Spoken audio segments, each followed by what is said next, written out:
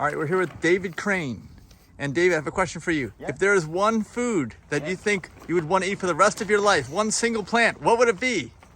Well, we're talking about spirulina here. I don't want to need to eat anything, you know. It's an inconvenience, but spirulina happens to be the healthiest food. So That's it, spirulina. spirulina, I mean, it's to the best of my knowledge. All right, so what is spirulina? What does it look like? So this is spirulina right here. And it's also the green that you see in the water there. And this has a certain amount of water left. I finish harvesting by vacuuming out the excess water. Right. And sometimes I've been able to get it more dense than this, more like a Play-Doh consistency.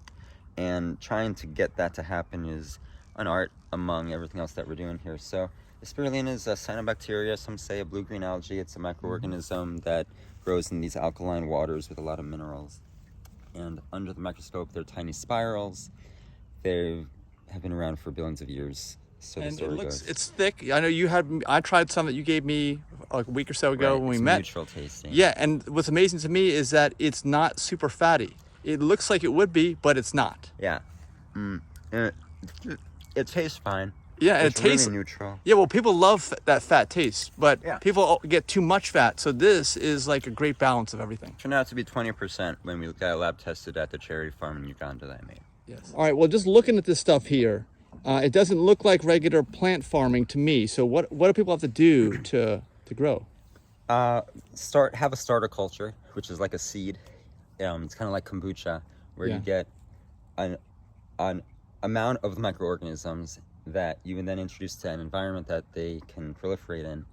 And then once they eat up the space and the minerals in that environment, you add more environment until you get to a capacity that you've reached.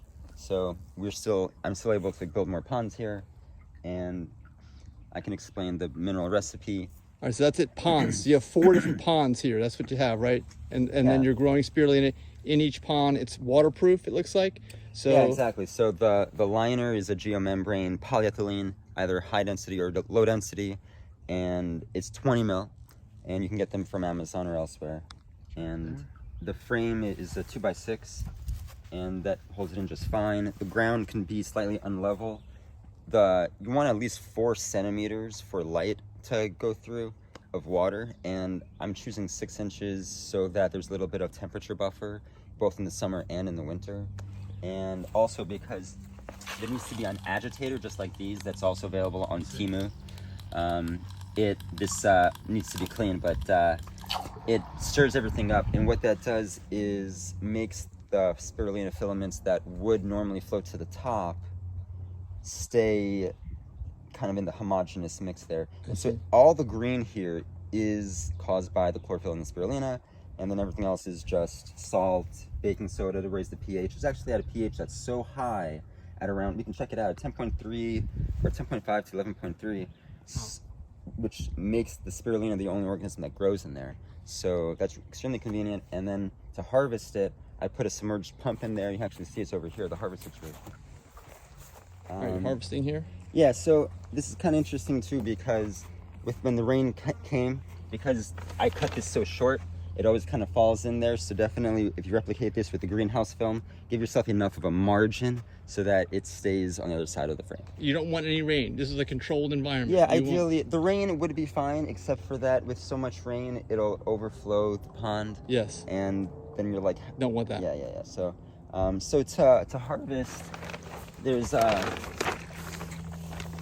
submerged pump with a hose. It's all food safe material. The hose then comes into this harvest tray through a pre-filter, and then I clip on this harvest nylon and tilting it so that the water will then flow back into the pond. It builds up on the nylon, and I could set it all So you're up and pumping show water through here that's already in these ponds. Yeah. And it's harvesting, like you're saying, the spirulina. It's filtering it out, I suppose, right? It's filtering it out, and then I actually squeegee it off the nylon so that the surface tension breaks and the water is able to flow back. And I'm designing, thanks to someone else on YouTube, an automatic harvester. So this is like pressed against a rotary vacuum situation, and I could show you that too. A day in the life of a farmer here. Yeah, he's gonna put the plastic back on like it normally is all the time. It took a year or so to kind of realize everything necessary about the physics of how to withstand storms and winds and rains. And I kind of got down to a decent model here, and I tried back and forth between a few. I tried stakes because people grow azolla with stakes somehow, like in India, and I just decided for now that because I have access to these 2x6s, I'm gonna go with them. And you're putting them down on the plastic, or that whole plastic down? Yeah, I'm like kind of trying to give every side a wall as best as possible, and then I put the bricks down over the dirt so that I see. The rain would drain, and then a cement thing over the brick when they're sandwiched together. So that it's just going to clamp it down, basically. Yeah, so it clamps it down, and the sandwich should be below the top of this. I learned. So those little details will really save. So what you did right here, you would do all the way around. Yeah, I just do it all the way around, pretty much all the time, especially during the winter. During the summer, when the temperature raises above 95 or so, or really 98, I need to let it vent, and then so I take it off and doesn't like it too hot then. Yeah, so 95 is really the best, and it'll survive even if the surround is freezing for some reason between the agitator and all the minerals that let it survive. So it grows up to 50% a day in the summer, and then it's once the harvest comes, I weigh it, and then I replace the minerals based on a recipe that I'll share. So you keep using these ponds, it keeps producing for you over and over again? As long as I put the minerals back in, then yeah, just like that. Except the one issue of senescence is that at some point, which has been a year and a half here, this just happened, and then in previous farms where I've had, it came a lot faster, that the filaments will begin to straighten out, and that makes them resist being filtered out through the nylon. And so I'm dealing with that now. So you have to start over at that point? So people have been saying that you need to harvest the spirally ones, or somehow acquire spirally ones, and then just dump all the straights. So ideally, if I end up doing that, I'll have a collection tank somewhere, like another pond, and I'll let all the spirulina die so I could save those minerals, but ultimately I would just start over.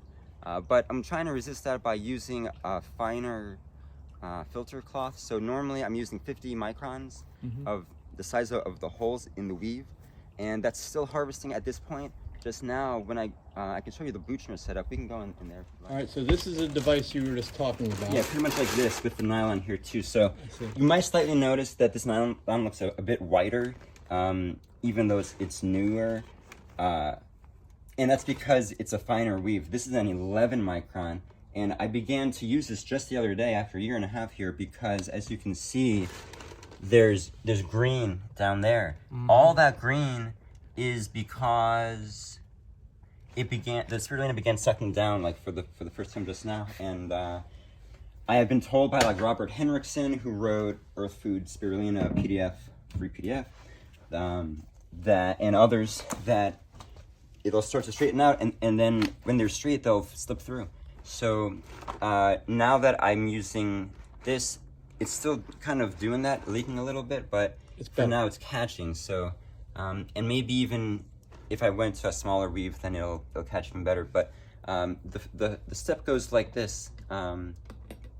Once you get your super spirulina, you put it in, and then you turn the vacuum pump on, and it sucks because there's the vacuum hose goes into the glass, right, and there's an air seal here. Right. So this just gets drier and drier, and then kind of like normally when harvesting, I use another squeegee to just kind of peel it off the nylon and then kind of flip it so the shiny side that's wetter goes on the bottom, and the matte side that's dry is on the top. And the purpose of that is just to get out all the water, so you have a standardized product that you know the ratio of the new minerals that you're going to replace. And if you're trying to replicate this in like a market setting, then everybody involved just has like a standard. Oh, well, and actually, the really most important thing is that it'll taste the best for the longest with Right. the least amount of water. Right. All right, now while you're doing this is, as you mentioned earlier, you may be able to eat just this one food, but Well, also there's that other direction. applications, like people who live in countries that have food shortages, Yeah. for instance. Yeah, so this is really like an excellent emergency response infrastructure, where as long as the supply chain is available to get the minerals and the starter culture and everything else, it grows up to 50% a day, and it's objectively the healthiest food. I found out about it because I just researched what's the healthiest food, and I weighed everyone's claim. Yeah. And it has, on average, 65% protein by dry weight. The spirulina that we tested in Uganda was like 55. It has a lot of omega-3s. It has a bunch of B vitamins, GLA, EPA, a lot of different factors that one can observe online because it's published. And when you and I first met, or before we met recently, I mentioned that I put this in smoothies in the past. It's a known superfood. It's really popular, and it's extremely it costs around $2 a pound of minerals,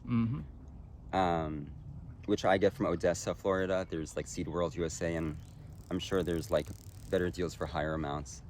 And so I am trying to expand from the Fort Portal farm that I made, or like directed and funded, on the Facebook group that I made, How to Grow Spirulina. Okay. Hopefully we can expand from there to Congo, Sudan, and particularly for the Gazans right now and the Yemeni. You have big goals. You have people who really need this, so we're in like more of an emergency situation. Yeah, definitely, because growing up to 50% a day, tasting very neutral. It's been used to cure malnutrition around the world. There was an organization called IIM-SAM, the International Institute for Cure Malnutrition with Spirulina, something like that, who claims to be part of the United Nations, had a website, and they just posted some of their work too. And it's big in India, it's big in Mongolia. There's a farm in Kenya where we got our starter culture to go to Fort Portal with. And that kind of thing has to happen. So if we're trying to spread to these other areas, the supply chain to another spirulina farm is the way that we need to find it. There are some natural sources, Lake Chad, somewhere in Central America, I expect. It's just growing on its own. Because the Aztecs have a word for it, that's rock sweat, translates. And it's like a native plant, or it might be the organism that gave the planet its oxygen or something similar to it. So it's been around, it's been adapting. It's a really humble organism, which I appreciate. And in terms of eating it by itself, it's extremely, the metabolism of it is very gentle. It's really alkaline even after washing out the excess minerals, and it's just a very so based on your research, if you had to pick one, this is it. If I had to pick one thing to eat that was more solid than water, then it would be spirulina. The last fact. Yeah, the last fact here, how could you convey to somebody who wants to know how much better this is going to be? How much more? Why farm spirulina over other crops? Yeah, I mean, what's the value here? Well, it requires a finite resource of minerals, so you'd have to weigh that versus other ways of farming. In terms of sustainability, it is my friend who is a statistics professor did some back of the envelope calculations and determined with some of the data that I gave him about the calories and the grams and how much we can harvest at a time, that it's 6 times more calories per land than corn. So if we're harvesting anything, this is really the most efficient thing to do. And I don't know what to say actually. Yeah, that's great. All right, so this is your company, Sufficient Spirulina. Tell us a little bit about it. It's a not-for-profit. It represents the farm here and the Uganda farm, which is now called the Spirulina Development Institute. It got an award of recognition for feeding thousands of people, including kids in 5 schools. Nice. Yeah. We are doing hemoglobin studies, and we're trying to replace the World Food Program's rations with spirulina by proving the concepts. And so sufficient spirulina is the idea that with enough spirulina, we'll be able to survive the best. And we got a little organism there, a leaf sheep that photosynthesizes by eating algae and keeping the chloroplasts. So, yeah, that's it. That's all I can think of learning about. All right, here's a preview at the end of this video. This is an automatic harvester that David's developing, right? Yeah. It doesn't actually exist yet, but it's in your mind. It exists right here in all its parts. I just have to finish putting it together. So it's a work in progress. Right. And to talk about it kind of gives you more of an idea of how spirulina behaves. So we're going to use the vacuum pump to suck the spirulina onto here, and it's going to be rotating with this fan that I'm going to plug in, and then this is going to be right next to it. So as it's rotating, this is going to scrape off the spirulina into the collection area. So it's going to make the labor even less. Nice. Yeah. Perfect. Right on.